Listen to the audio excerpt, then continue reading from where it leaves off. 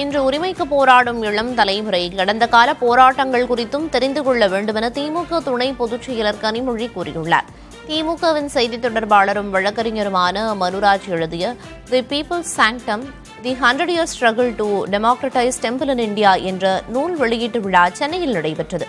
விழாவில் பேசிய நீதிபதி ஆனந்த் வெங்கடேஷ் வழிபாட்டு உரிமை குடிமக்களின் அடிப்படை உரிமை எனவும் தெரிவித்தார். இப்பொழுது தங்களுடைய உரிமைகளுக்காக போராடி கொண்டிருக்கக்கூடிய இந்த இளம் தலைமுறை நாம் எதையெல்லாம் கடந்து வந்திருக்கிறோம் என்பதையும் தெரிந்து கொள்ள வேண்டும். முன்னால என்ன நடந்தது, எத்தனை போராட்டங்களை தாண்டி இந்த இடத்துக்கு வந்திருக்கோங்கிறத நம்ம மறந்துடுறோம். அதை மறந்துட்டா இனிமேல எங்க போகணுங்கிறதையும் நம்ம மறந்துடுவோம்.